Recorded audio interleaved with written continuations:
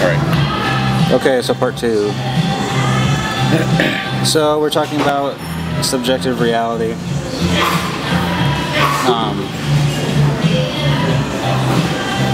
To what extent do you think it's possible to understand someone else's mind or to get to know someone? I think it's kind of impossible. I mean, we're all trapped inside our own heads. You can get an idea sometimes of what people are thinking or feeling in certain situations, but as a general rule, I don't think it's possible to know another person or to really know another person. I mean, even a couple that's been married 50 years still isn't going to be in the other one's head. You're still trapped inside your own brain, inside your own skull. And there are moments when we can break out of that and kind of everyone is feeling the same feelings, but that's not really opening you up to another person necessarily. I think it's just sharing an experience. Like, for me, professional wrestling is an example. Like, you go to a professional wrestling event and you can feel what everyone else is feeling. Like, you have the same reaction, you have the same experience and feeling that someone else is having, and it's, I mean, you're still trapped in your head, but there's just something in the air, or something, not in the air, but just something around that it's, you can't touch it or feel it, but it's just some kind of presence, or I don't know really how to describe it, but it's the same for music, when you go to a concert, or I suppose maybe sporting events or something. Right. So you think in those situations that to some extent we are having at least a similar experience, and we can say my experience is like your experience? Yes, but... Or you are like me to some extent? Yes, but I don't think it gets into the psyche or anything like that. It's just kind of very basic. I was going to say primal, but that's not right.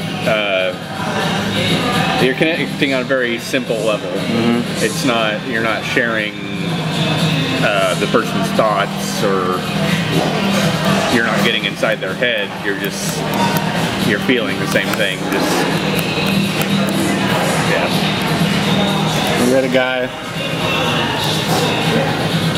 one of the last guys we read in this class was Levinas, and his idea was that we understand that our concept of like the infinite or the unknowable comes from other people, and that because like someone's mind is totally unknowable, like I can understand everything else, but someone's mind I can never really understand. Yeah. And that is like the transcendence. Do you know that word? Yeah. That is like the basis of our concept of transcendence is the other person. And he thought that that was in some way, what I don't really understand, but some way was his basics for like ethics, for like our, because in the end, like we're so totally separated. I don't really remember what I have an ethical responsibility to you.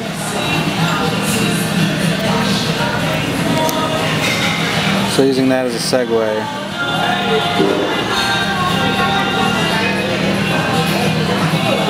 What's your thinking on people's responsibility, ethical responsibility to each other?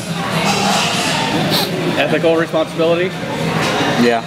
As far as like, kind of like how we should treat other people, or? Well, two things, I guess, what I'm asking. One is, how should we treat other people, or what rules, and then on what grounds should we obey those rules? Well, I think that we should, I mean, the golden rule, it's really cliche, but you treat other people how you want to be treated.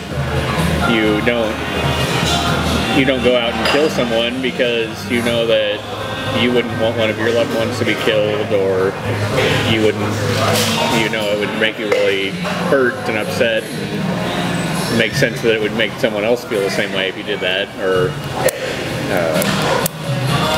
you don't want to take advantage of people because you don't want to be taken advantage of, and I mean, there's a lot of gray area, but I mean, basically just don't treat people how you wouldn't want to be treated, I guess. Like, when I was listening to Dawkins debate creationist, the creationist was like, oh, and I've heard this argument before, he was like, oh, well, if you don't believe in God and the afterlife, what's your reason for being good to people? And he's like, well, I know how I don't want to be treated. Like, it doesn't have to come from some higher power or anything like that. It's just kind of something that we know. I mean, it's our brains that it tells us, like, oh, don't do that because it'll hurt them and you wouldn't want that to happen to you. So, that's good. So you're saying that we intuitively understand the golden rule. Yeah.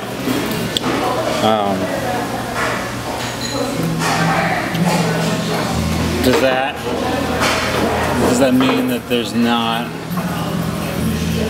a reliable logical foundation, or is there a logical foundation for the golden rule outside our own tuition? I think to us it's logical, but there are people who have like brain injuries or disorders or differences that might have a completely different sense than we do. So I think it's mostly just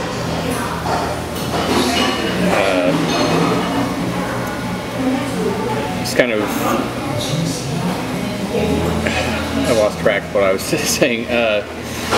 You're saying that there's people that don't. Yeah, but so that, I mean, that kind of says to me that our idea of right and wrong isn't necessarily concrete, or just kind of something that we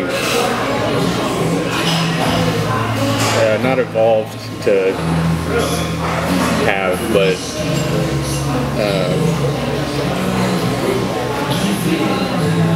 and it's hard to explain. It's just kind of understood, I think.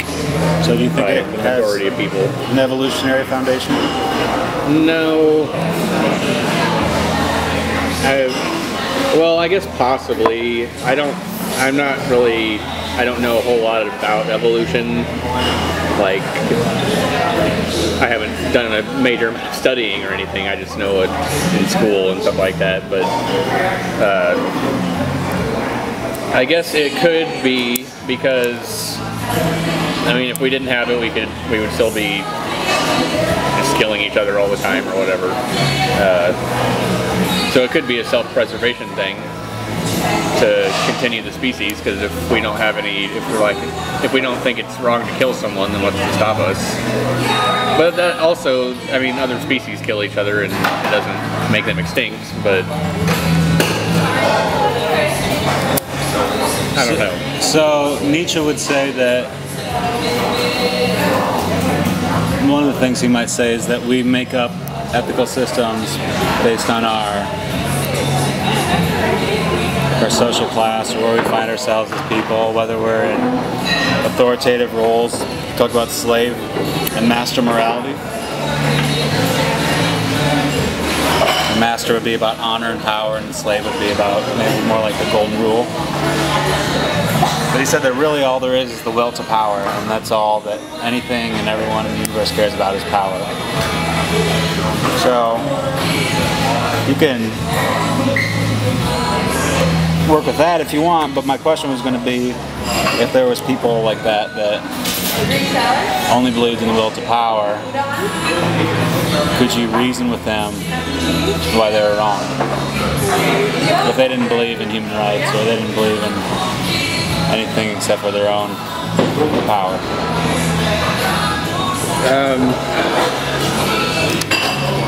Well, to me, it seems like they would still have they would have the knowledge of what is acceptable or what's right, and they've just rejected it. That's good. Which, I mean, you can see that all the time. And sociopaths or whatever, like, it's hard for me to imagine that someone without any abnormalities in their brain or whatever would not be able to see what is acceptable or moral behavior, even though we all have different morals.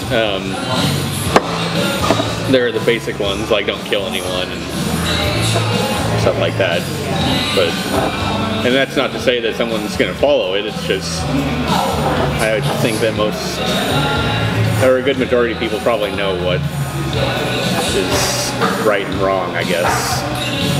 And right and wrong is not really the right terms, but why not? Well, because that's so, I mean, it's so definite, like right and wrong. And I don't think it's quite as perfectly defined as that.